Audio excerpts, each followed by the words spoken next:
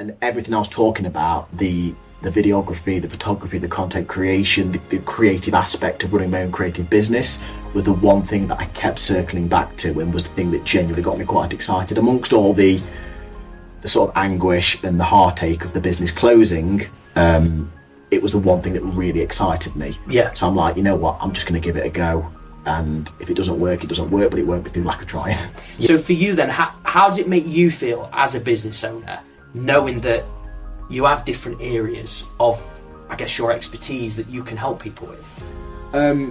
For me, it's quite good because it allows me to almost use like different parts of my brain. When you said earlier about your self-doubt, where did that come from? Do you think? A lot of that, it comes from basically being overweight the majority of my life, effectively. Right, having very like low self-worth because you're overweight. You were always the fat friend, basically. Even when you say that though, did people say that? Or are you just saying that about yourself? Or? And there was a bit of an inference, you know, in my social circles. I got a bit older. I always remember once, like our phrases, there was a group of us, you're in your late teens and you go out and you're talking to girls as you were, and one of my friends once looked at me and he kind of went, "You do alright when we go out, don't you?" And I went, "What?" Right? And what he actually meant was, "You do alright when we go out for a fat lad." And it wasn't until I hit 32 and it was like the switch flipped. Hey everyone, and welcome back to Master Your Life Beyond the Boardroom. We are in the studio, and today we have an unbelievable guest. If you've noticed, I've said a different word there. Sam Radford. I'm just going to introduce him in a second, but we go back 7 years. We actually first met. We actually had a phone call. I'm actually going to plug in Abby here because Abby used to actually look after Sam's daughter at nursery, and you know how you just sort of connect on the phone call. Sam moved into the fitness industry, and his story, I cannot wait to actually get into it, because the transition and actually where he is today, talk about dips, peaks, troughs, turns, pivots, you name it. He's gone through a lot, and I just want to give you a brief intro. Today he is a video content creator, a photographer. He's been doing photography for 17 years, so it's sort of like done a bit of a full circle. He is an online fitness coach as well, so he's helping people transform their lives, and it's all through his own personal transformation as well, which I'm sure we'll get stuck into. So I think I might leave it there, because I think I've introduced Sam. I think I've introduced pretty well. Hey guys, are you feeling burnt out or wanting a quick break away from the daily grind? Well, our friends over at Cyro Boca Place offer the ultimate destination for those seeking a blend of luxury wellness, adventure and restoration. If you know me, you know I'm fully invested in health and well-being. So if you don't prioritize yourself first, how are you supposed to be showing up for others around you? Looking for an experience like this, head over to www.cyrohotels.com. Introduced pretty well. Sam, I'll take that. Welcome to the podcast. Thank you very much for having me. No, it's great, and I think, I mean, obviously you've listened to some of the episodes. Yeah. We've known each other for a while, and I think it's been a bit of a long time coming. Long time to get it booked. Like finding dates that aligned, and I think it started mid last year. We were trying to get it booked in, and here we are in March 2025. And now I'm looking forward to it. It's gonna be good. No, it's going to be good, and I think we did take some time. Yeah. To be fair, but we are here, we're live, and you have obviously just been through a lot of because you've been saying, "Oh my gosh, like if you'd had me in 3 weeks ago, it'd have been a totally different story." So this was great, kind of piece in and start with, because at the end of the day, like people even listening right now, their life could have changed from when this was first recorded and when it's out. So what has changed most for you in the last 3 weeks? So I was fully employed in a fitness facility. I was an assistant manager, and it's somewhere that I've been involved in pretty much since day one, helping build it up from the ground up, from everything, just like infrastructure and everything. And I was running my one-to-one business out of it, and I was doing my online coaching as well. And sort of 3 weeks ago, we found out the facility was closing, just with issues within the sort of infrastructure of the building, less so the actual business. So I was basically out of a job. So, my fixed income was disappearing, and I had my income from my sort of online business, and that was going to be it. So it's kind of, I had two options, effectively. I had either go back into engineering, which I had done for 20 years, which I didn't really want to do. That was kind of a safety net. Right. Or I pursue something that I've wanted to do for a very long time, but haven't really had the time with doing a 45 hour week and the coaching on top of it. So I'm now a full-time videographer, photographer, content creator alongside the online coaching. And yeah, I'm just in the process of sort of building a company up from scratch. So that's kind of happened in the last 3 weeks. And how's that make you feel? Excited and terrified at the same time. I think, I remember speaking to somebody a while ago who runs a very successful business, and he says I think there's a very fine line between fear and excitement, and yes. I think definitely experiencing that.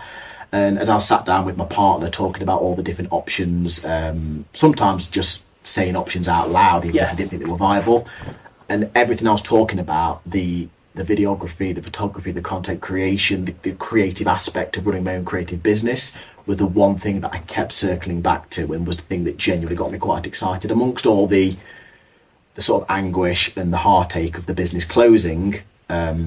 It was the one thing that really excited me. Yeah. So I'm like, you know what, I'm just going to give it a go, and if it doesn't work, it doesn't work, but it won't be through lack of trying.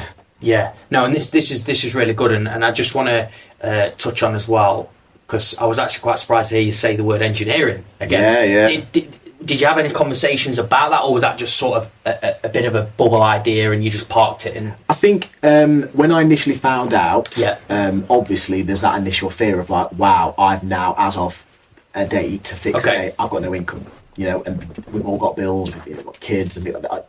I need to go and have a fixed wage, because I'd gone from being fully employed for 20 years to being self-employed to going back to having a wage, and it was like, I need a wage. And I think it was kind of just panic station to a degree. Yeah. So I did explore the opportunity, and I redid my CV, set it live. I had like 20 phone calls in 2 days from recruiters just trying to put me forward for jobs. Sure. And I found myself talking about engineering jobs and having to do the dance and sell myself on why I could do that position. But as I'm doing it, like, I was dying a little bit inside. Like, I just don't want to go back to it. Like, if I have to, that's fine. I know I can do it, but I really don't want to, because it's just not me. And it always feels quite like just stifling and just not me.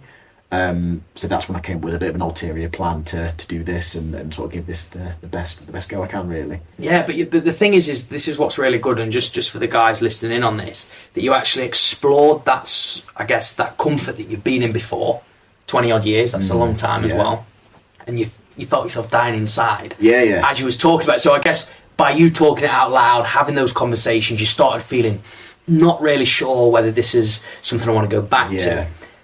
Did you have a conversation? I'm just wondering, obviously, I'm sure you've spoken to your partner about it. Was there anybody else that you sort of had a conversation with just to air something out in like the position that you was in? And did anybody sort of hold a space and guide you, or? I wouldn't say not as in depth as I did with my partner. I didn't really want to go through it with my parents too much, because they just go into panic stations. Of course. Because your parents, as you do as a parent yourself, you want the best for your child. So they don't want to see me at like 40 years old suddenly being like, oh, I'm not sure where my next pound's coming from. Of course. And if they know the safety nets of engineering there, they'll go back to engineering. Because just do it, because they're of that generation where you just soldier on. You just do what makes you unhappy, but you do it anyway. And it's very much just to the detriment of yourself, really. And I'm like, fingers crossed it doesn't come to that, but if I've got the opportunity to give something else a go that does make me genuinely happy on a day-to-day basis, and I know how I felt when I was in engineering. I wasn't the person that I wanted to be. I was very like irritated and grumpy. It got me down. But then, because I've got one of the attributes I've always had is a very, very good work ethic, regardless of what I do, if I enjoy it or not. So because I've got a good work ethic, I would get overly involved in engineering. So I'd be killing myself, putting myself into something that I wasn't even enjoying, but I couldn't help myself by going 100% in. So then I was giving everything I had to a job that didn't make me happy and I didn't enjoy. But like I said, I was giving myself everything. So it was a bit of a double-edged sword, really. So then I come home and I'm knackered all the time. I just don't want to go back to that. I wanted to do something that I genuinely look forward to getting up and doing every day, which is what I'm currently doing, which is nice. Yeah, you've got a really good mix, which we'll get onto. But what you've said there though, something, you're talking about the previous generation. Obviously, we're in a bit of a different generation now, about how people are actually, I guess, showing up to the 40 hours a week, not really enjoying it, and then exhausting themselves, obviously waiting, I guess, for retirement, and that's a good chunk of your life, sort of. Yeah, absolutely. Now, for you, you've sort of had a massive shock.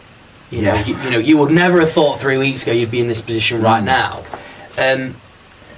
Do you feel, though, now that, I mean, obviously, everything happens, we say, oh, everything happens for a reason, but you feel that this has been a sort of blessing for you in disguise? It's kind of given you an exciting nudge to move forwards? It's definitely given me a nudge, and of any business that I've ever launched, I've always had, and we can probably dig into this, I've always had quite a lot of doubt in myself. So whenever I've launched a business, I've never pushed it.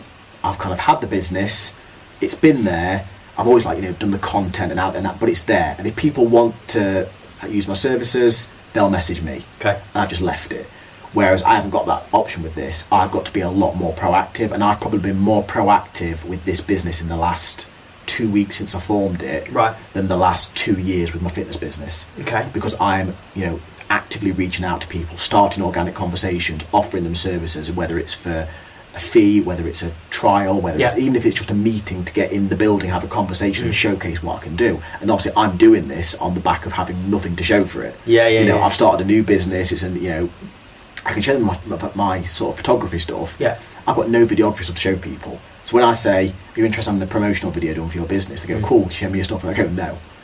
To get that conversation going, I've got to be a little bit more forceful than I would normally have been, which I say in some respects it has been good, because it's really dragged me out of my comfort zone. Right, okay, this is good then. So obviously your back's been against the wall, you've had to initiate those conversations, let people know that, hey, this is kind of what I'm doing. Is there some sort of opportunity here for you? So I'd love to know then, so you said about, you've obviously launched other businesses, but you've never been, I guess, putting yourself out there as much. So what's changed about this business then for you to really go for it, if you want to say, in terms of opportunities? I think basically because this is going to be what brings my income. Whereas before, with the fitness side of things, the online coaching was kind of, when I was doing the one-to-one in the online, the lion's share of the income was probably coming from one-to-one. Okay. As you know, it is quite well paid, obviously, when you have regular clients, things like that. So the online was a decent income, but it was always being eclipsed by the one-to-one.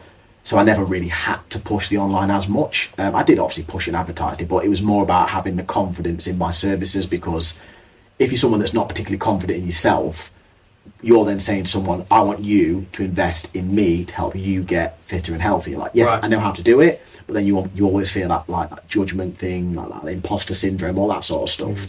Whereas this, I haven't got time to entertain that mindset, because this is going to pay my wages. This is going to, feed my kids. So I've got to go all out and just get through that. I mean, they say, well, you fake it till you make it. It's, to a degree, it's that. It's a new business. It's going out, it's getting the content, it's recording it, it's displaying it for people to see. And like I say, we are, 2 weeks into the business officially. I've already done 3 records. I've got 1 tomorrow. I've got another one booked in for April.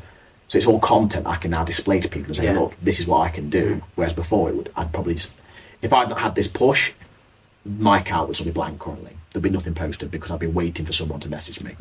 Right. So this is really good. So what I'm getting from this though is, fitness has always been sort of like a secondary sort of thing. With what I'm saying is an enhancer to what you've done. So I obviously know your story, and we'll touch on that. So what I mean is, like, your fitness, and we'll talk about self-doubt in a second, but it's like because you've been in fitness a while, you know what fitness can kind of do, because this is new. And it's something that, you're really great at, and it's sort of like a new thing. I can already feel that this is like you just said, this is what's going to pay my bills. I mean, the fitness technically could pay your bills, absolutely, right? But what I'm saying is, it's like you said about, you had a gym manager role plus the fitness. Like the fitness, you had the in-person. Obviously, that's now technically been sort of taken away in respect. Sort of like, oh my gosh, this is kind of gone. So it's like, you can still have that, but I can see and feel from you that's not your sole focus. Like, that's sort of, you still want to do it. Absolutely, you're still going to deliver to your clients, but obviously you're in a bit of a transition phase at the moment, but you sort of now want to be like, right, but I also want to put these businesses side by side, which, by the way, I think again, guys listening to this is really important, because you can't just focus solely on one business in today's world. It seems to be like you've got to have pockets, sort of, and it's interesting because I've spoken to a lot of business owners on this podcast, and they sort of are in the same position where they find that they can't just rely, and I'm talking for myself here, you can't just rely on sort of one revenue stream. So for you then, how does it make you feel as a business owner, knowing that you have different areas of, I guess, your expertise that you can help people with? For me, it's quite good because it allows me to almost use like different parts of my brain, because the fitness brain and talking to people on a human level, you know, you're using that empathy side of your brain, and obviously the content that I'm doing, the conversations I'm having for fitness are, I say, it's that human side. Whereas then I look at the sort of the content creation, the videography side of things is a completely different, but it's more about highlights and showcasing. So it allows me to kind of go into two different modes. Like even now, like, yes, the fitness is still a massive part of my life, and the coaching, and I love coaching people. And I got a message this morning from one of my clients. I've been doing a check-in. She's like, "Oh my, thank you for my check-in. I'm loving the results," and that I still get a buzz from that. Of course. But then I went and did a video at a CrossFit Games qualifier last Friday or the Friday before, and I left there just buzzing. Like I was genuinely like, I messaged my partner. I was like, "This is what I should be doing." Like I was on an absolute high. And obviously that was the first time I'd ever literally flipped my camera into video mode. I set it up and I was like, I didn't know what I was going to get. Right. I didn't know. Okay. I've been studying it. I've been like learning it and making sure I know exactly what it's doing. Yeah, of course. But I didn't know if I could get the footage that I wanted, that I could see in my head, if I could then edit it in a way that reflects what I'd imagined. Yeah. And when I got the footage, got it home, developed it, edited it, and it looked how I'd imagined it, I was like, right, I can do this. So, like I say, with regards to two businesses, they take two different sides of me, which is quite nice, because I don't ever feel like I'm overloaded on one side and then it's just the same mindset for a different task. Yeah. You've got to completely flip how you are, because the way you would talk to somebody about creating the content, the videos, is very different to how you're talking to, a mum that's just trying to get out and do a little bit of exercise for their mental health. Yeah. It's completely different, and that it gives me a little bit of peace.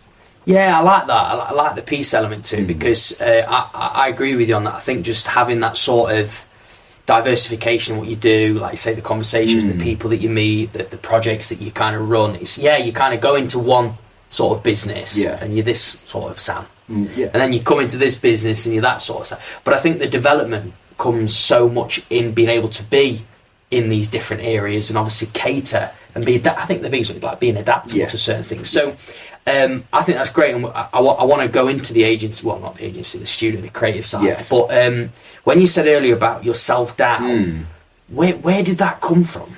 Do you think? A lot of that, it comes from basically being overweight the majority of my life, effectively. Right, having very low self-worth because you're overweight. You were always the fat friend, basically.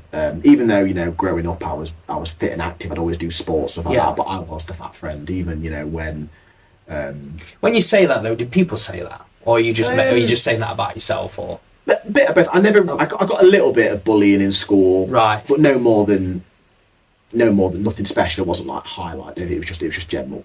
Kids being kids. It was just how I perceived myself. Right. Okay. And there was a bit of an inference, in my social circles. I got a bit older. I always remember once, trying to get phrases. There was a group of us. You're in your late teens, and you go out and you're talking to girls as you were. And one of my friends once looked at me and he kind of went, "You do all right when we go out, don't you?" And I went, "What? Right?" And what he actually meant was, "You do all right when we go out for a fat lad." Because he'd single. There was 10 of us in a room, right? And I was the only fat guy. And he'd basically gone, almost gone it's a bit weird. Everyone else, regardless of how you look, facially, because you're fat, you shouldn't do well with women. And I was like, and so I see what you mean. Little things like that was oh right, so you clearly are judging me by how I look.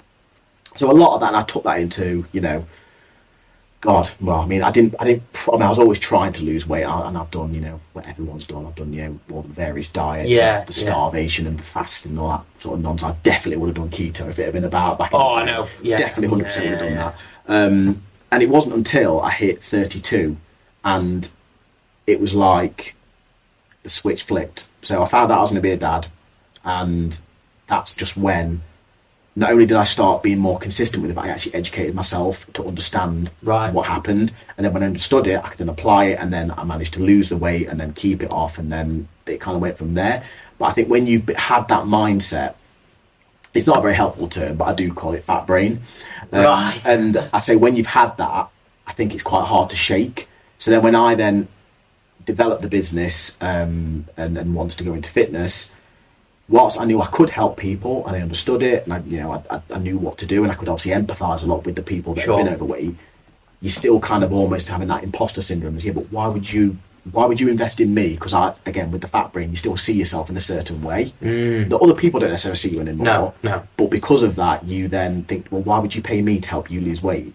Because I'm just a fat guy. Even though you're not anymore, but you see yourself in that way. So you still saw yourself as fat? Yeah, oh yeah. Did you? Yeah. How long then? Honestly, I think still to a degree now. Really? Yeah, and I speak to friends of mine who have done similar sort of things, and without even like having the conversation about that, they will say things, and I will kind of go, "You've got fat brain. Like that's what you are. You don't look how you look anyway. How you think you look." Yeah. But it lives with you. And I was talking to a girl the other night, and she's CrossFit, and she looks incredible. Like you can see her abs and everything. And she used to be overweight, and I've seen photos of her. And we were talking, and she was saying that she still sees herself in that way. And I'm like, yeah, but have you actually seen yourself? Like, you look incredible. Right. But again, we didn't use the term, but that's how she clearly sees it. I think when you have been overweight for a very long period of time, it's very hard to not see yourself like that.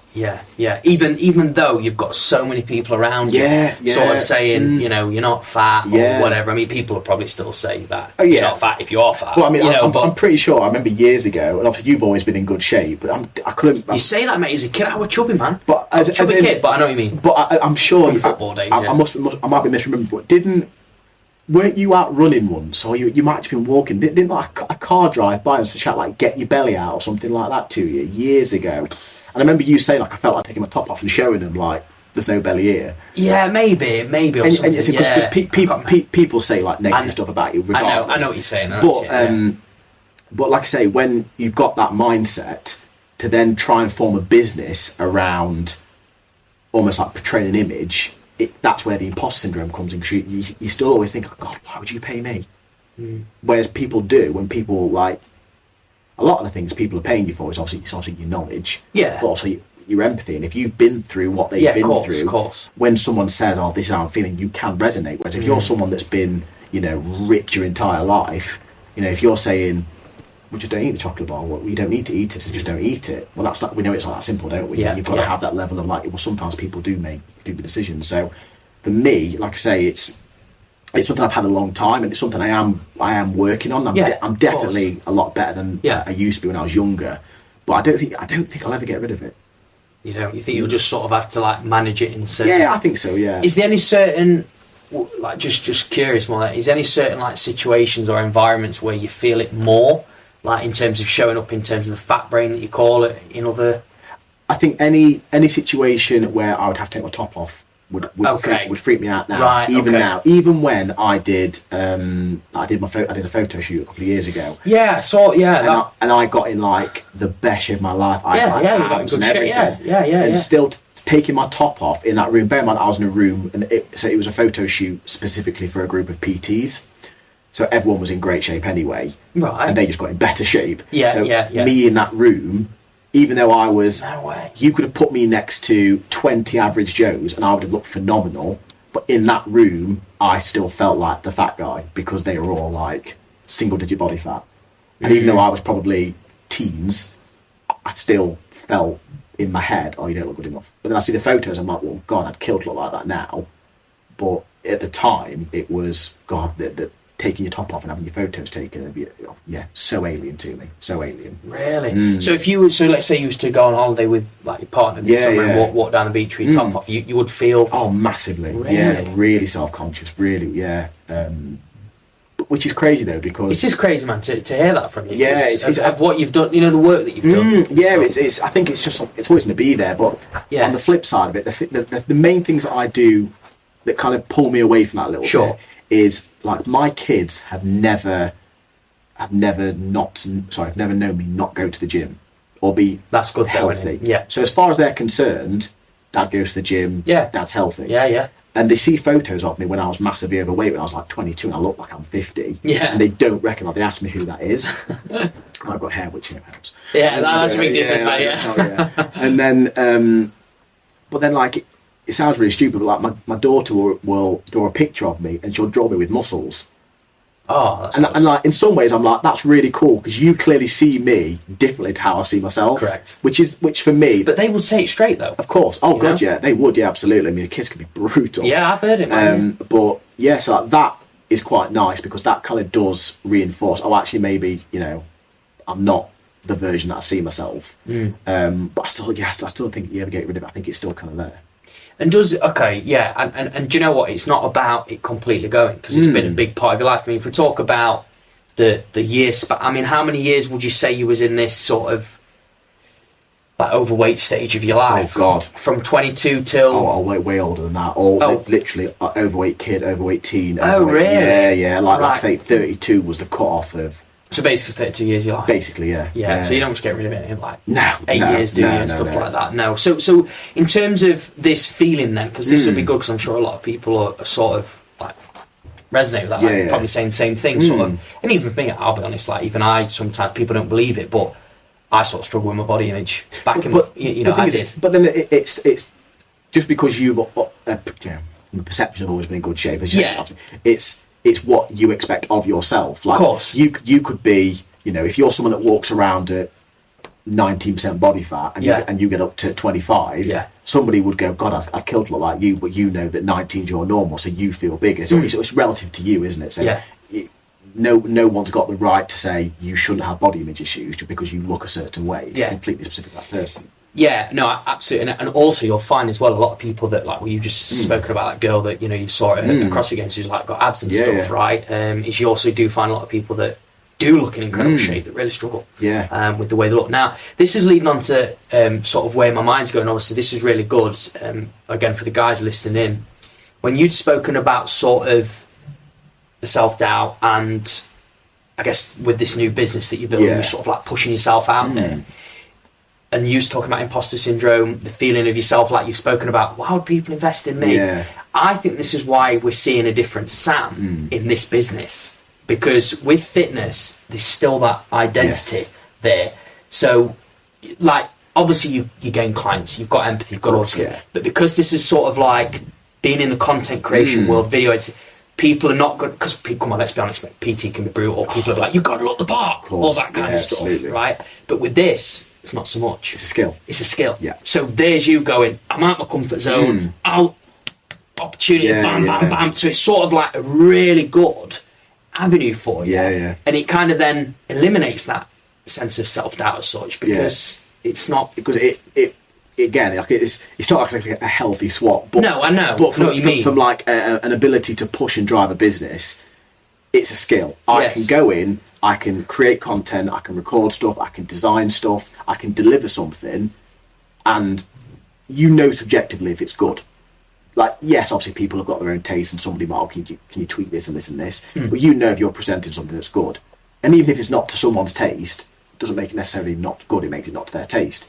So if you've got a skill where you can create a video and present something, then you're kind of removing that self-doubt, because you can literally say, there you go, I've done that. There's proof that I know what I'm talking about. Even though I could show you God knows how many clients that have lost weight. A million%. Yeah. When it comes to actually like a creativity of design, that's one thing that I have never particularly doubted myself on. Even when I was doing the coaching exclusively, I'd been, mentorships, and so many coaches who were in amazing shape would struggle with content creation. And I used to sit there thinking, God, that's the one thing I don't struggle with. Like, even on the day, if I think, I haven't posted something today, I can quickly get my phone out, get Canva, knock something up, and then just chuck it out. And it's never been a massive issue for me, because I've always been very confident in my ability to create. Yeah. That's always something I've been sort of strongly done.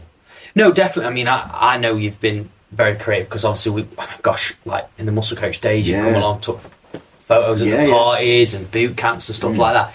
But it's just here. I mean, honestly, I've obviously known you quite some time, and I knew your journey from your, massive weight loss journey. How much did you lose? What was it? Biggest to smallest was 5 stone. Yeah, unbelievable. Yeah, unbelievable. But then I basically went too far the other way, and I just got skinny. It went doing a photo shoot with an old online coach. Yes. It was a coach within a group, so it wasn't one-to-one. And it was just a case of, I didn't really learn about training. I learned about calories and how to manage calories, and that was it. So it was just, I look at my old check-in photos from then, and I was just skin and bone. Right. There was no trained muscle. Okay. It was just like, and like I got to the point where like family members and my friends were like, "You don't look right." Yeah. Like even my partner would hug me, and she's like, "I just feel like I can feel your ribs and everything," and I didn't see it at the time. Yeah. So then I've put probably, I don't know, maybe about, I'm trying to think of like different than the value of kilos now, but probably like put a stone back on. Put in muscle and of course. Getting a healthier size basically. More sustainable. So I lost a lot quickly. 5 stone, that's a mad amount. What was sort of like, if you talk about the whole journey, if you could summarize it in like a sentence of like what you learned most about that journey, what would you say it was about yourself? Skinny wasn't, like being skinny wasn't what I wanted. I thought it was, but it wasn't. Like when I got there and I was like, oh, you wanted the skinny brain. Well, yeah, it's like, it's a story that you hear. I thought when I got to that weight, when I saw myself in that mirror, that I would actually be like, oh, I'm done now, I'm happy. And I wasn't. I was like, oh, maybe it wasn't the body fat all along. Really? Yeah. So you, because obviously you're talking about that low self-esteem, low self-worth, confidence, and then you kind of thought that would be the solution, got there, but didn't really feel it. So what was you feeling then when you got there? What was like in yourself? Were you just exhausted? I was just exhausted. I was hungry. That's true. And we all been there. But what I was doing wasn't sustainable. I was doing, wasn't eating much, and I was cutting foods out. Because I did it the first time I did it all the wrong way. Because I didn't know. I just did it. I just basically didn't starve myself, but I wasn't eating very much. It was the whole cutting carbs out. It was hours of cardio. It was, the training was just like 1,000 rep workouts just to get a sweat on. It wasn't like, there was no heavy lifting, there was no structure, there was no push pull days. It was just whatever you can find, lift loads of weight and do it loads. So that wasn't sustainable. And then I did put a little bit back on, and then I then started to educate myself. I then found a love for training to feel strong, not skinny, and finding that balance between maybe carrying a little bit more body fat than I would like, but also feeling strong and being able to go out and enjoy social occasions without being the guy that's panicking about what calories he's eating. And such a bad mindset. Being able to, tracking food, but if I go over my calories, okay, cool, it doesn't stress me out, it's fine. I'm not going to like punish myself the next day by going under, and just training for the enjoyment of actually what I could do. And then that's what took me on to doing some of the physical stuff that I've done, like the burpees and the marathon stuff like that, because I then started focusing on performance more than just aesthetic. Did you punish yourself? Like, you said about that punish. Did you used to sort of like have this restriction and then punish yourself as a result if you sort of had it? I would never go down the route of people that make themselves sick. No. It was more of a case of, it would just be probably more just like the food associated guilt. Like, when you do overconsume, you suddenly feel guilty for eating certain foods. So then you feel like you've got to run on the treadmill for an hour, like you're chasing your tail a little bit. So that was probably it was more like a food association guilt, and then obviously you have a little bit of, again, if you've got low self-esteem, and the self-loathing, like, oh god, look here, you can't even, and it's just that's a bit of a horrible cycle to be in. So when I moved away from that, I was able to look at like when I was fitter and I was stronger, as I was getting older, effectively I was getting even fitter and stronger.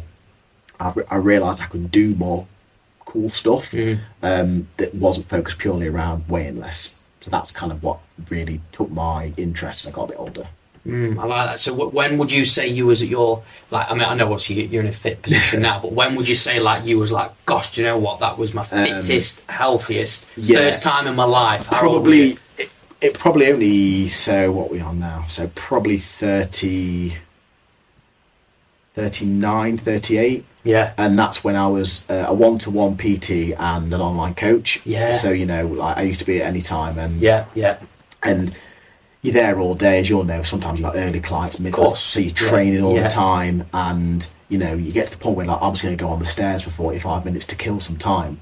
So my fitness was ridiculous, and I was my strongest, and I just come off the a photo shoot that I'd done the right way, so I'd managed to keep a lot of muscle and strength, and I was in that kind of like I was putting a little bit of weight back on, but in a responsible, healthy way. And so I was leaner, I was strong, I was fit, and that's what gave me the idea to do the burpee thing, because I thought this is probably the fittest I've been. I wonder if I could do this now, because that's been in my mind for a while. So how many times have you done this burpee thing? Twice, is it? I've done the 1,000 twice, but then the mile was the once. I'll never do that again. So people understand what's the mile burpee challenge? It was basically like a burpee broad jump. So you do a burpee, jump a metre. Yeah, because we've seen these mats. Yeah, so I've got 2 mats, a metre apart, and then I jump between them 5 on the minute every minute. 5 on the minute every minute? Every minute for 5 hours and 19 minutes. Oh my God. How did you get through? What was the fuel like? How did you keep yourself going with water and fit? So that was honestly, that was the hardest bit. I can imagine, just jumping about, trying to get food in. It was actually the carb loading was the worst bit about it. So I spoke to a guy that does a lot of performance work, and he gave me a protocol of how many grams of carbs need to be eaten like for 3 days before and on the day. And I was eating an obscene amount of carbs. Right, of course, you're going to burn it. And I was just training, and the training was burpees. I was like, well, I'm doing burpees. Really? So I wrote myself this really fancy training plan of like explosive, like deadlifts and jumps. And I was like, hang on, mate, you're doing burpees for 5 hours. Just do burpees. So every day with burpees? Every day, 45 minutes to an hour of burpees. You were just doing 45 minutes of burpees? Yeah, every day. Yeah. So how long did you have to do that for then? I did that for about outside training as well, about 3 weeks before. So you had your core training, like strength stuff? Yes. So what, like 3 sessions a week? Probably about like 5 because I was in the gym. So you're doing 5 sessions a week, and then you just blasted out 45 minutes of burpees a week? Pretty much, yeah. That's insane, mate. That's insane. But then the ironic thing was, so I started and I did actually apply for Guinness World Record, because technically it is a Guinness World Record. Oh, really? What, did you apply on the website then? I applied, and then this is what blew my mind. They wouldn't accept it as a Guinness World Record because apparently it wasn't a measurable or beatable target. I'm like, it's literally a mile. So how can it not be beatable?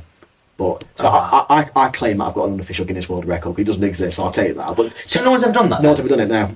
Really? So where did you come up with that idea then? Somebody messaged me, and then I did the marathon without training. So then they basically messaged me and went, why don't you put the two together and try and burpee a mile? And this was years ago, but it had always been in the back of my mind, like, is that even possible? And then I thought, well, I'm in a particularly fit position, let's just give it a go. Yeah. So I started talking to my girlfriend about it in, I'll be honest, I think it was like the start of October. And I said, I might do it for my 40th. And then I came home that night and went, I'm doing it next month. And I just went all in, just did it. No way. Yeah. So, how many burpees did that come out as then? It's whatever. It's like 1,260 something. Yeah, whatever. So still over a couple hundred more than you did. God, yeah. And how did your body feel then after? You've got to be ruined. I mean, yeah. I'll be honest. It's had a bit of a lasting impact. Even now, my hip flexors aren't great. No. But the next day, because obviously it's everything. It's full body. Yeah, it's back out. Yeah. So the next day, I couldn't lift my knees up to put my shoes or my underwear on. I had to actually get my hands on my knees and lift my knees up.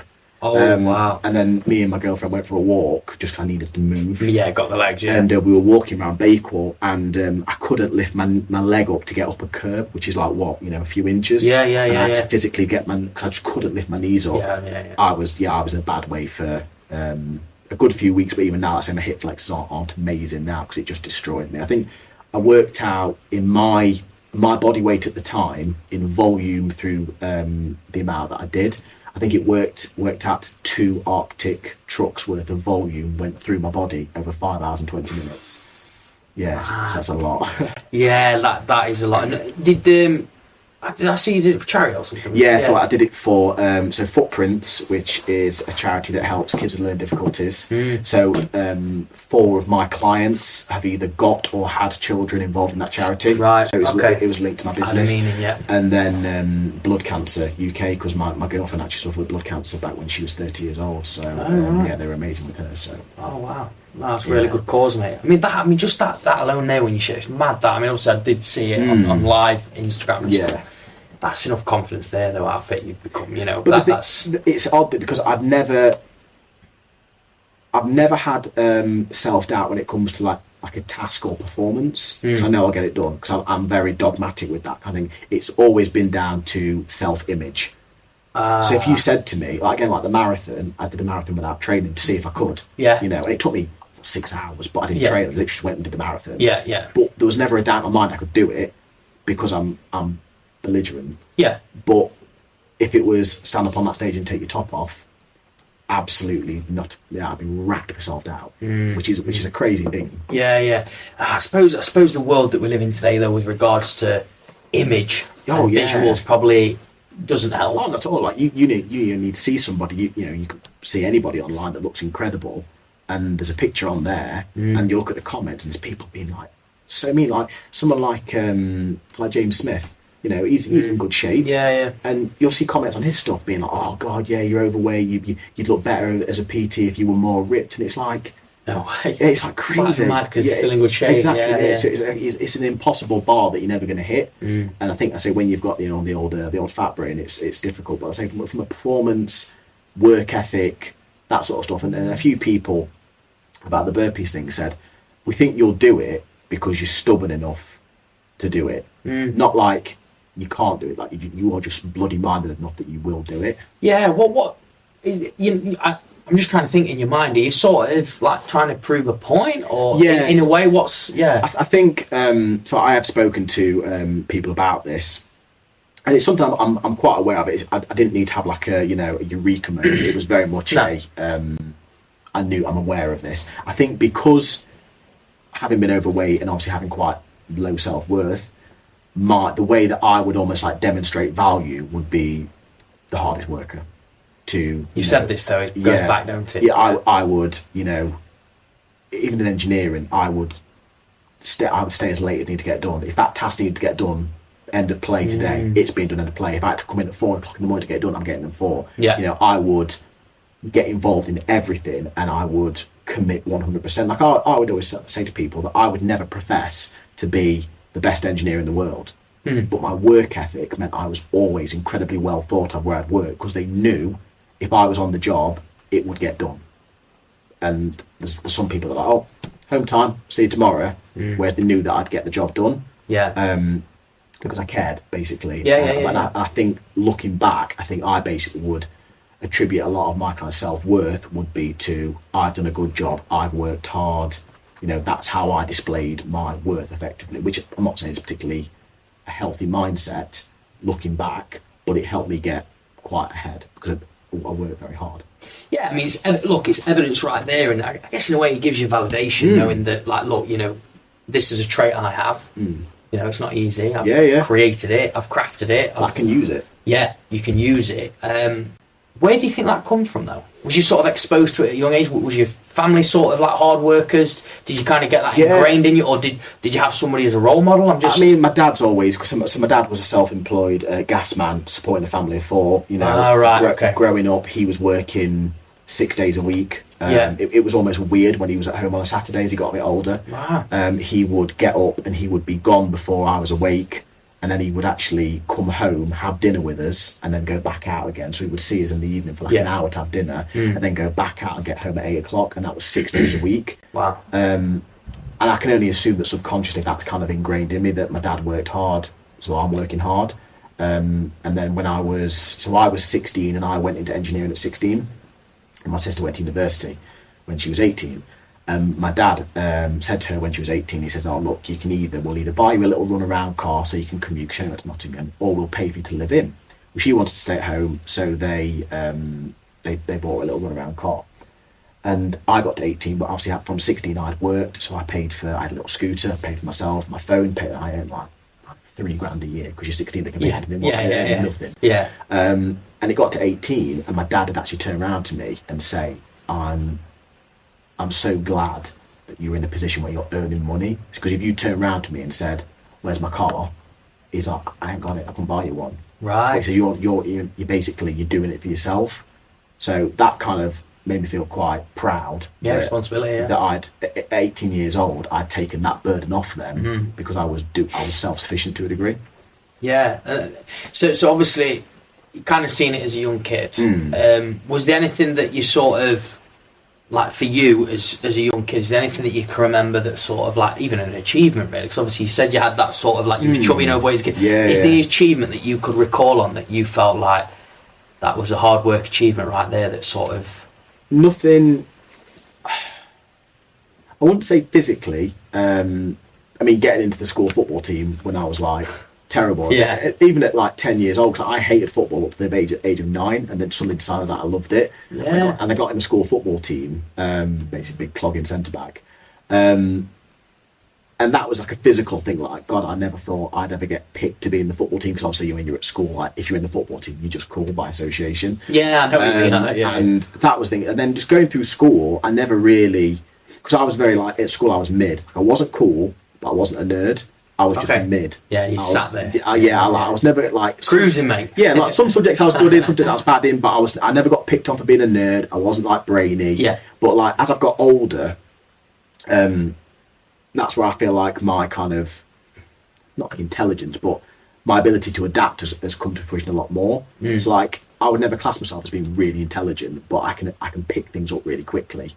I think that's just through being an engineering field. Obviously, you've got to think on the go. Yeah. So I think I've developed way more as an adult than I ever did in school. Like school was a bit of a nothingness for me, really. It was like everything I've achieved has been well after school. Yeah. And if you think about this, like where you've just said that, I like that bit where you said you've kind of learned a lot, you've kind of moved at a good pace, I guess, grown up really since you left school. What would you say is, like, if you talk about a moment in your career, in your life that I guess has really helped you? Because everyone talks about saying, "Oh, your previous experiences, it shaped who you are today." Yeah. What moment would that be for you? From a professional point of view, if we're talking, well, there's a couple. So if we're talking like from an engineering point of view, one of the jobs that I probably enjoyed the most was it was a product design engineer for a company that basically, we had stuff that was on repeat order. So someone would order a bracket or whatever it is, and they get drawn, it go out. My job was the salesman would go into a business and say, "I need something that does this," and he'd go, "Cool," and he'd price it up, and he'd have a fact packet sketch, and I get given it, and I go, "Right, we need something that does this, it needs to look a little bit like this, these are the specs you need to hit, and need it delivered working in 12 weeks. Cool, I've got a blank piece of paper. Right. And the fact that I was able to make a success at that position showed me that I was like adaptable, and that as a professional role, that really made me feel good about myself, so that I was quite good at adapting situations. But then in my own role in like a fitnessy thing, when I was making a good career out of just being one-to-one, an online coach, I didn't have any safety net of a fixed wage coming in. Right. Everything lived and died on my performance. As you'll know, you've been exactly the same thing. Yeah. But obviously doing it a little bit later in life, when all my friends are, what are you doing, mate? Like, they're all getting promotions and they're all getting the mercs and they're all getting the big bonuses, and I'm suddenly going, what I'm going to do actually is I'm going to take a 35 grand a year pay cut and start from nothing. Sweet. And they were like, "Are you mad?" But you'd not just done the old sort of like cut off and buy it. No. You'd sort of staged it well, didn't you? You had a good way. Yeah, because I know what you mean. I went to, obviously, so when I was at the gym at Kickstart, I mean, that gym was that's a podcast. Dodgy place. Yeah. Let's just say dodgy. Let's say dodgy, yeah. I think I went in and there was 89 members, disgruntled members, and I can imagine. And I was trying to go, I'm the new manager and I'm a sort. It's like, we've heard all this before. And in the 10 months I was there, we took it from 89 members to 425 3 from memory, which was the most they'd ever had. For that gym in that area was ridiculous. What did you do to get them people in? Consistency. I was there. So what, as in social or just somebody being there? Somebody being there. Because it was a 24-hour gym. Right. They had managers come in and they were never there. The gym was never clean, it was never tidy. There was rooms overflowing with junk. The toilets were blocked because they didn't have a bin service, so they were putting bags of rubbish in toilets. God. I just sorted it all. People would come in the morning. I would always be sat there. They'd always get a response from a message. Somebody would answer the phone. The gym was tidy. There's always something on social media. I'd be engaging with people. There was a familiar, consistent face. So your reputation starts to improve, and then just members were coming back and people were leaving like leisure centre gyms to come in. So it got a really good reputation, and then it got to the point there where I realised that I was in fitness, but I wasn't doing what I wanted to do in fitness. I was just running a gym. Yeah. So that's when I needed to put myself in a position where I was at any time where I was in front of people that would actually be interested in one-to-one online coaching. So that's when I made the decision to then go. So at that point, I did go from no wage to fully self-employed, and that was the really scary bit, because you are, as you'll know, you're starting out with nothing, and you know that in 2 or 3 months' time they're going to knock on your door and go, I want £400 a month rent from you.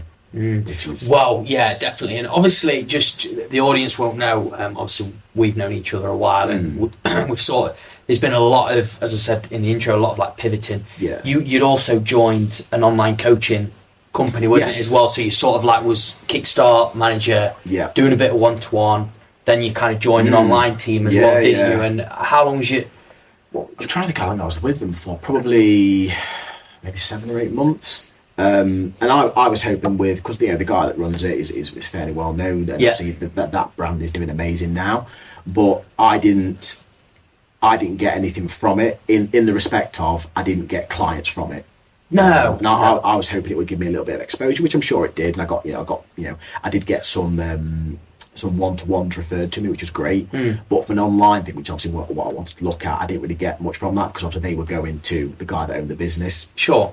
I said, and they're doing amazing now, and fair play to them. But then again, I still felt like I was tethered to somebody else. Yes. Not in a negative way, but I just wanted to have full autonomy. Yes. I wanted it to be Sam Radford Fitness. I wanted to live and die by my own decisions. I wanted to put the content I wanted to put out. I didn't want to have to ask anyone's permission about posting stuff. I didn't want to be told that I was putting an offer on. I wanted to be completely, fully autonomous, and that's kind of then what led me into obviously doing my full thing on my own. Yeah, and this is great, because obviously it's good for the guys to know, and even for you to recall on it, that you've sort of done a lot of transition. You've upset a lot of people in a good way, though. Sort of like I can't believe. I mean, for me, I think it's brilliant that you've got into like the mid-30s when everyone's sort of like settling down, getting all the promotions, like you're saying. You've kind of gone against the grain and sort of set up this business that a lot of people probably would look at and go, that's a bit fluffy, that. It's got surely that's got no legs in it, but actually you've sort of proven it has. When you sort of went out on your own as like Sam Radford Fitness, if someone was to sort of look at it from the outside, or for you personally, what did you want Sam Radford Fitness to stand for? At the time, I had no idea. Oh, really? I didn't know. You sort of like, oh my gosh, I'm on my own. What's going on? I wanted it to be mine, but then I kind of got it, and I sat there and I was like, right, now what? I didn't have a plan. I just, all right, this is all mine now. I just wanted. It sounds a bit cliche that I want to just help people lose weight and be fit and healthy, which I don't necessarily think is a bad thing at all, to want to help people. But you don't have to be dead specific. I think like sometimes it sounds. I think a lot of coaches are actually a little bit afraid to say they want to earn money from it, because you've got to say you want to help people, but of course you do. It's a business. But it's okay to want to earn money along the way. Yeah. And I just basically wanted to. The goal at the time was to be fully online, a lot more freedom. A lot more time with my kids, working from home and planning my life around it. And I got very close to doing that, but then obviously situations changed, and then the opportunity rose to go and work at the fitness facility, and that was looking to be a long-term plan. That was like not just a business that I would be working in, it would be something I would be able to progress up and then sort of move forward. And that was going very well, but obviously again the issues we've had with the building have kind of put that to one side. and we're now going back to almost like what the goal was, but we're almost like with a different business to a degree. But with a business that I think I feel a lot more aligned with compared to the fitness, but with the content creation side of things. There is a lot more confidence in the ability, because I know I can do it. Yeah, definitely. I can feel that from you, and I'm sure, like, say, guys tuning into this or feel the same as well. Especially that, it's even the way you talk about it, Sam. Yeah. Like there's not. I'll be straight with you. There's a bit of hesitancy when you talk about the fitness. Not the fact that you've got great results. Yeah. Like there's nothing. But when that word sort of like creation comes up, whoa. Yeah. And the thing is like you've even. I've been on. I was on a podcast of yours, that you were doing with another guy as well, and you've even done the podcasting. I saw you do the podcasting at the gym as well. I've got to ask this, because I always ask this when we're off air, but just it's coming to my head right now, so I'm going to ask you: how does it actually feel to be on the other side of like a podcast? Because obviously you're the one that's normally interviewing. This is the first time I've ever actually been a guest on one. Is it? Yeah, first really? on one. I thought you'd been on a few. I don't know why. No, I've done like a few, but I've never actually fully been a guest on one. Oh right. Yeah, it's nice because it's not very often. Like you'll sit and reflect on certain things you've done. Yeah. But when someone when you're talking and someone links to a little thing you've said, and then makes you dig a little bit deeper. Right. It's not something you often do, is it? Because obviously, 40 years old, there's been a lot happen. It's a long old life so far. So when you say something that's like, I think it's a bit of a throwaway comment, and then you'll go, just tell me a little bit more about that. Then it helps you dig into a little bit deeper. Yes. It makes you appreciate stuff that you've maybe done a little bit more in the past and where you've come from. Yeah, no, that's really good. I actually appreciate you sharing that, because obviously I'm hearing your story. I guess I see your story. We see it on social media. Obviously you're sharing your story on business to resonate and have that empathy with people. But when you share it live, obviously we're live in the studio today, it just hits differently. But also it makes me think, God, I didn't actually really know that truly about you, Sam. But actually it's quite refreshing to hear it, because it shows where sort of your life started to go. But also when you said about going below the surface and the depth to it, think about it, right? In the world, when do you ever sort of have opportunities to have a conversation like this? You wouldn't talk in a pub like this, would you? No, and people, as an example. And people often talk about, you've got to be your true, authentic self on social media, and nobody is. Like you'll put a version on social media that is as close to the real you that you want to show, but you're not going to. Who's going to hire a PT that talks about self-doubt? Like somebody might. Well, that's good for me, but ultimately you want the guy that's. God, he looks. I know what you're saying. He's Superman. I want to feel as close to that as I can, and that's the way it is. Okay. For example, I went through a divorce a couple of years ago. Right. And whilst it was, it was amicable, and it's still a divorce at the end of the day, and obviously you've got to worry about, where you're living and the kids, and are they okay? Yet, whilst all that was going on, I've still got to show up on social media. I know. Every day. Relentless. And you can't talk about that on social media, because that's not what people are there for. They're there for you, trying to be funny, trying to be entertaining, trying to educate people, taking shots at Slimming World, because it's easy, and very easy, and they don't want to hear about the darker stuff that you're going through. Some do, but I know what you mean. The general population, I know. I did have a lot of clients, and I was very transparent with my clients. But that's between you clients, isn't it? It's not sort of like trade online. And I would talk to them about it. But that's one of the hardest things about the social media is you can't miss a day. You've got to be constantly on it. And I think from the fitness point of view, that is very draining, because you can't miss a day, because you're then suddenly not relevant anymore. If you don't post for 4 or 5 weeks, you're out of everyone's feed and they're on to the next person. Nice. Whereas at least with the content creation, because the creativity side, you not hide behind it, but you can just put out content. Yes, you can show up and you can be present, you can do live, but there's not that pressure, because the work speaks for itself to a degree. Yeah. So you can keep a little bit back, if that makes sense. Whereas I think with the fitness thing, obviously people say that people buy people. So you've got to put a lot of yourself out there, regardless of what situation you're in. It's not always the easiest thing to do, but unfortunately it's necessary. Yeah. So did you find it hard then to be your true, authentic self in the fitness capacity world? Yes and no. I think I am. I think the version of me that you see is pretty much me. It wasn't always. I won't lie. I was always trying to be who I thought people would want.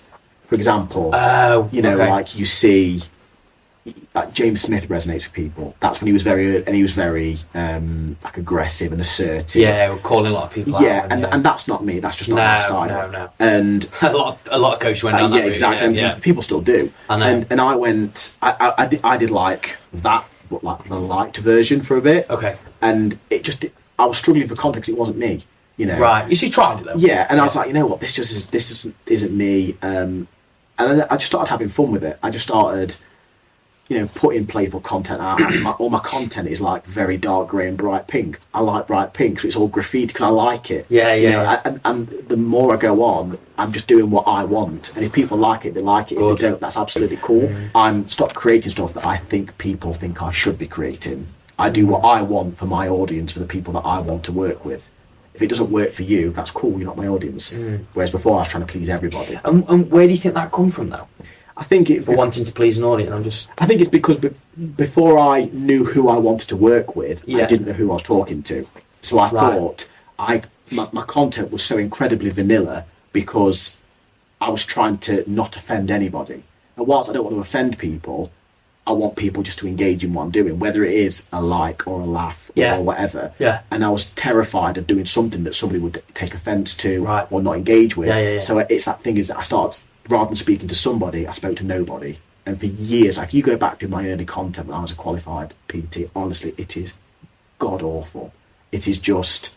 Good to look back at though, isn't it? Oh, it shows the development. Yeah, I know what you mean. It's the most generic, nothingness content. When I signed up with a business coach, he looked at my content and went, it looks great, like graphically, it looks amazing. He went, it tells me literally nothing about you, your ability, your business, or who you're trying to talk to. So it looks great. I was like, oh, right. And then I went through the process of finding who I want to work with and making content that suits them.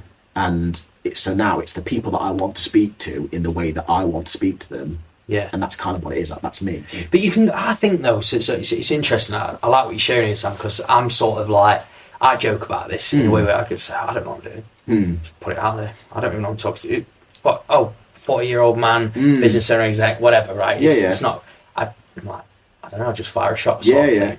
But the fact that, you sort of like, because you can go too far with it, can't you? So like, we talk about the certain specificity of stuff, but you can go that far to the point where then you lose actually who you are as sort of, as a creator, as a business person, because you've like got too obsessed with who it is. But I think for you, obviously, you've gone through. I mean, that's mad, that transition. The fact that you've sort of gone through this journey yourself, then you've gone like mixing PT online, going through that, then obviously find out who you want to work with. In terms of like your like fitness journey alone, I'm not saying like who is a specific or who's a specific client, but what fulfills you the most with clients when you work with them? It's the messages you get that when they say how good they feel, right? Not like obviously we want people to look better. That's the majority of the time what we sign up for. But getting messages from people, like I went to a social occasion and I wore a dress that I would never have normally worn and I felt confident in it. Or I went clothes shopping and I bought loads of clothes that I would never have thought would fit me, and they do, and I'm confident to dress a certain way, or just like I genuinely like my life right now. I'm enjoying the routine, like getting people to a position where they feel better and not look better, but they like what they do, not just I'm happy with what I'm doing, but I'm having to drag myself to the gym, or I'm having to drag myself out for 10,000 steps, or I'm having to drag myself to make myself eat better. If you can get them into a lifestyle where they can enjoy everything and it's sustainable and they're not killing themselves to get it, that for me is a massive win. This is good. I don't know why, but I've got to share this on this episode, and you can absolutely tell me if I'm wrong with this, but it's just because I'm hearing, I'm like, this is absolute gold where this is going, and this is what I'm seeing and hearing, because obviously I know you as well, and I think this might be, it might even be helpful for you. So first word you said was feel, right, with your clients. It was never going to be about look for you, because obviously you sort of like struggle with that with yourself, right? But the content side, the viral side that you're doing is aesthetic. Yes. For businesses, right? But you get an absolute buzz off that. But it's like, that's the look part, but the feel part is the sort of clients feeling good in certain ways. So what I mean is, it's like you've obviously, I won't say struggled, but probably haven't felt that sort of like confidence with the look, but you have found that in another way. Yeah. Which is with the content side. That's what I'm... And also with the content as well, is the way that you record something and edit something, you can tell a story, you can make someone feel something through the content. Sure, yeah. But, you know, the feel from the content is effectively, that's cool. That's cool. Yeah. And that's it. The feel with the coaching is you're affecting someone's life in a positive way. And for me, because it comes all the way full circle, it's what I needed, 20 years ago. That to feel the way I can get my clients to feel is what I was always looking for 20, 25 years ago. If I could get hold of myself at 16 and just educate him a little bit on this and this and this, it would have changed everything for me. Yeah, it's that what you share. I hear this all the time, you know, and it's great. It's the best thing ever. The fact that you've been able to create something for others that you needed the most at the time when you was at your lowest or when you were struggling. But it's just made me, it's just kind of hit a light bulb. That was like a light bulb moment as I'm hearing you talk, thinking, do you know what, Sam's now got like the best of both worlds, because it's like, I didn't realise how much it affected you confidence wise in like that self-doubt and image, but you're finding it, but in another way. And I think that's important for people to understand, because some people say, I can't find happiness, or I can't find this business, or I can't do this, I can't do that. But you found it in a different way. Yes, obviously people can look at video and go, yeah, that's pretty cool. But I know when I look at content, I'm looking at the aesthetic. Yeah. And that's making me buzzed. You know what I mean? It's like, it's the instant. But however, the feeling kind of comes after. But like you say, with health and fitness and being a business owner and stuff like that, looks play a part, I guess, but the biggest thing is how you feel performance-wise, your energy. Obviously, being a dad, you know, I've realised this as well. It's sort of, you're kind of getting the best of both with that. Yeah, absolutely. And like the thing is, like when I was working at the gym recently, there was a lot of early starts and there was very late finishes. And what I loved every minute of it. Like I loved, you know, and you've done it before, like you know, teaching classes when you get a really good group of people. And the music's banging, you are buzzing, you feel great, but it is tiring. You're doing 3-4 hours back to back. You know, you're up at 5, you're home at 8:30, then you're up at 5 again. It is knackering, and I have noticed that over the last few weeks where I've been able to not be up at 5 in the morning, you know, I've been able to start work at a reasonable time, you know, train in the morning and then get my content work done and then speak to clients and speak to, you know, people. And I feel like this last couple of weeks I've had a lot more balance, and I do feel better in myself. I feel less run down, less fatigued. I mean, I'm training harder because I'm not knackered. And it's given me a new lease of life, because I don't feel like I'm dragging my ass anymore. I feel like I'm firing on all cylinders. Amazing. I feel very focused on what I'm doing.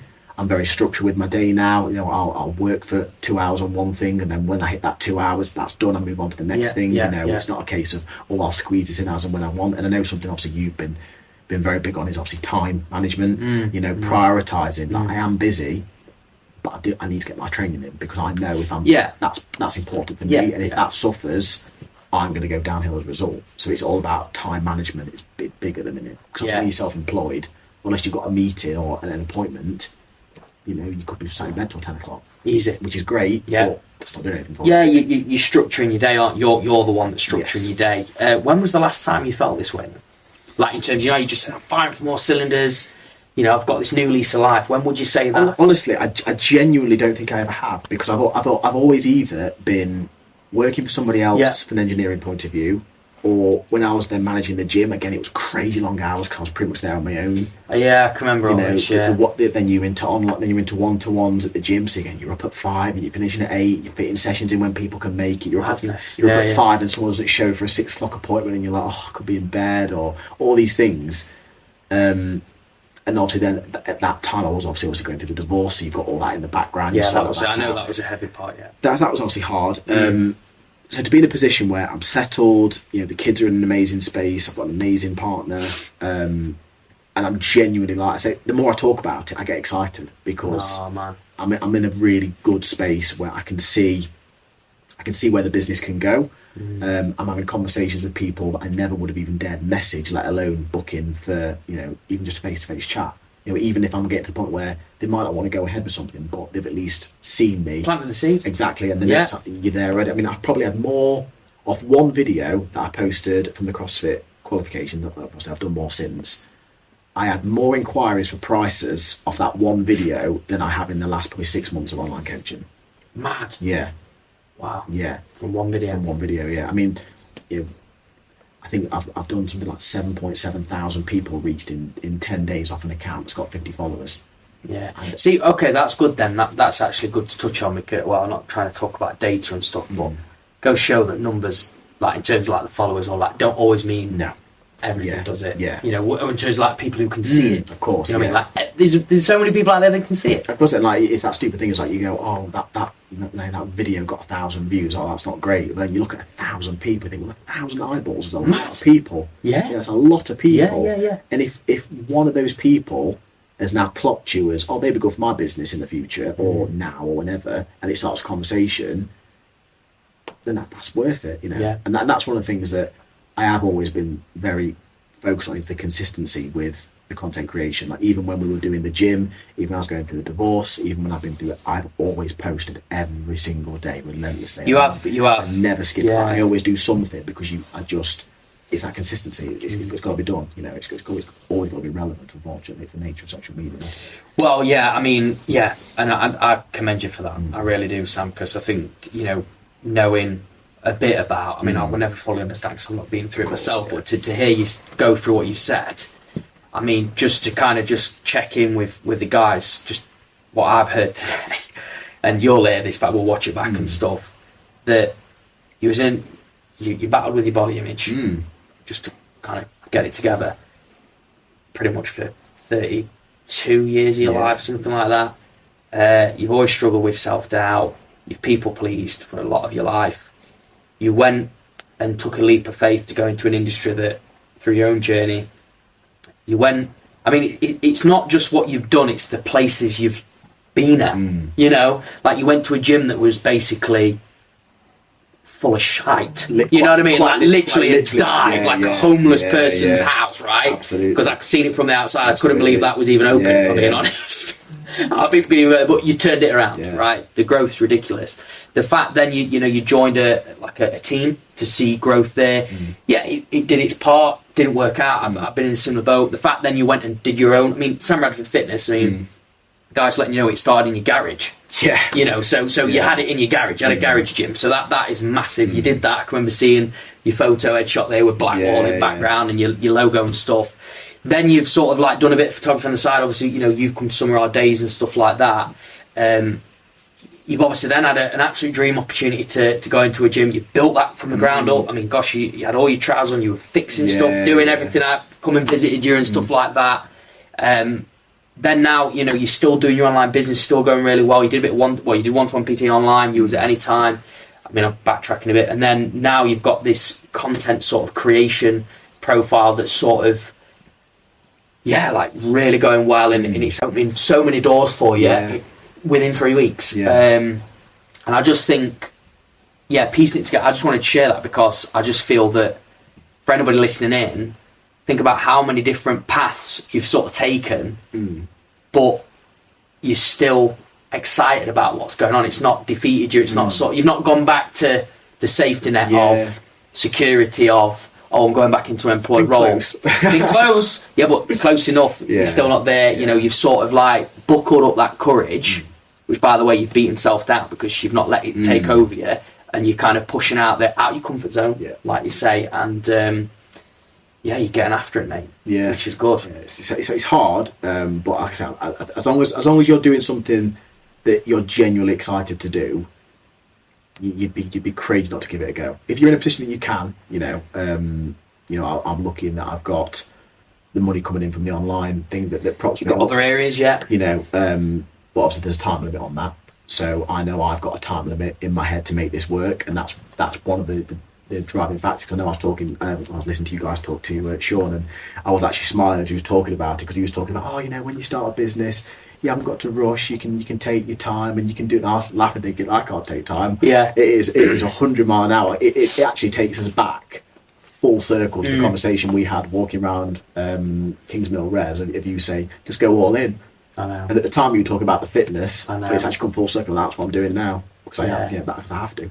Yeah, obviously it weren't the right, and by the way, sometimes I know we say there's no right time, but you have to do calculated risks, and it wasn't a risk that would have been calculated. It would have probably put you, you'd have probably sunk at the time, really, just because of mental state. You've obviously built up a lot of sort of strength in your mind through everything that you've sort of, been through, which I think it's just mad, this journey that you've been on. And we're getting towards the end of this episode, and we've been chatting there. I mean, I know we could go on forever, can't we? Yeah. It's like a bit of a catch up, but sort of exploring your story in more depth. But just for the audience, your perspective on this, because obviously I asked this question at the end of every episode.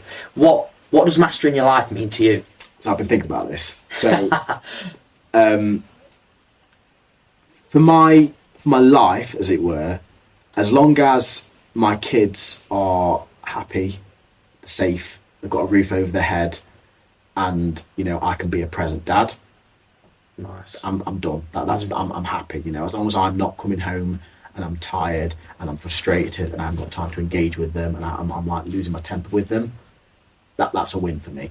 And then the business wise, as long as I can be in a position where I'm able to use my creativity to build and grow a business. I don't really ever want to see it as like mastering the life, because I always want there to be something else. Sure. Because as you've been through, I've always been doing like something.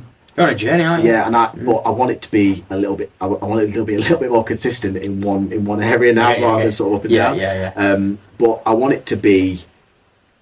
I always want it to be something else I can do. I always want it to be something else I can learn. I don't want to just like, I've mastered. Obviously, you don't master photography. No, sure, yeah. I always want to be learning. So as long as I'm doing something that creatively fulfills me, and I always feel like there's something else to learn, as long as my kids are set, that'll do me.